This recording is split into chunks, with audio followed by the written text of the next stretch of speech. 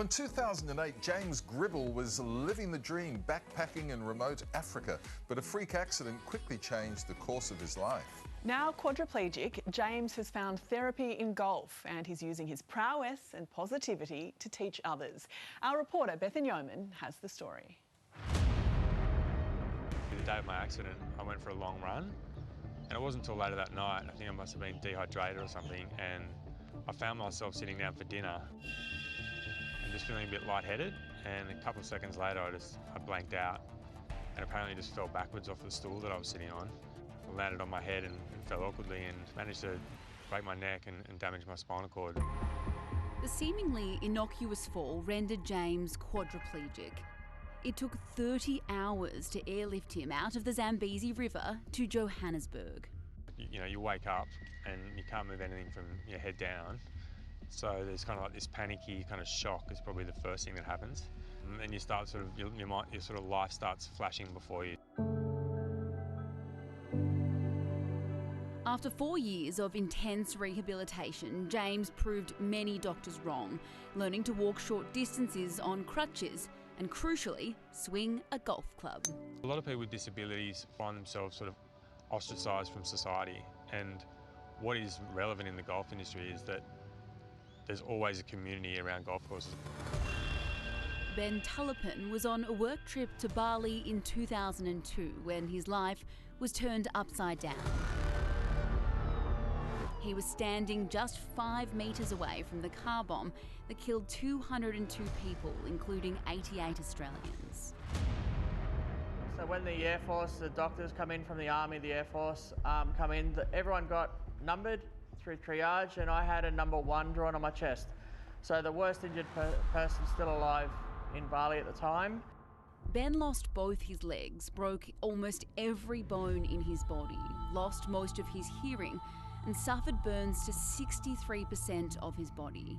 His survival is nothing short of a miracle.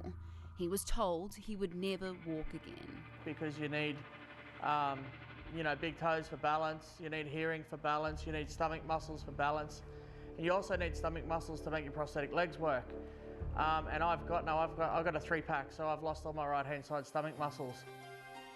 Ben took up golf to prove people wrong and later met James, who had turned his passion for golf into a program to help Australians of all abilities play the game.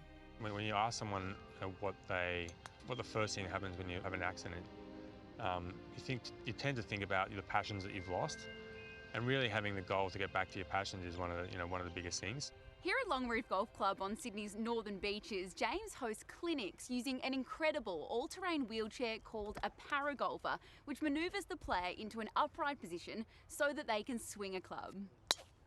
Oh, it feels great, but it's obviously very strange hitting it one-handed. Among the participants, former Wallaby Richard Toms, who suffered a serious spinal injury playing in a soccer game in 2018.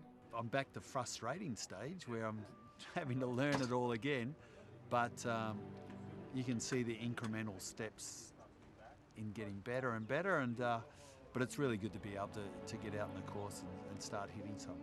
Even kids can take part, thanks to a partnership with nearby spinal injury respite centre, SAGOOD. I think getting back to normal life following usually a very traumatic time and experience is really important, and this is just one step closer to normality. What's more, golf has the added benefit of a level playing field. Because of the handicap system, I can go out and play with all my old buddies, a stranger on the first tee or a professional, and because of that handicap system, which is very unique to golf, you can play it with everybody. It's one of Ben's highlights too. He now runs the Queensland division of Empower Golf, growing the game on the Gold Coast. Extremely lucky to be here. Obviously my time wasn't up, and I'm here for a reason, and hopefully that reason is to change other people's lives for the better.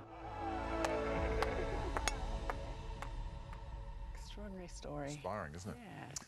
Well, in an extraordinary speech on Friday, Defence Minister Peter Dutton vowed that Australia will not bow to Beijing's aggressive behaviour. It all comes amid news that a Chinese spy ship was spotted off the coast of Australia earlier this year. Malcolm Davis is a senior analyst with the Australian Strategic Policy Institute, and he joins us this morning from Canberra to talk about these developments. Thanks for coming on the show, Malcolm. Let's talk about the spy ship first. What was it doing?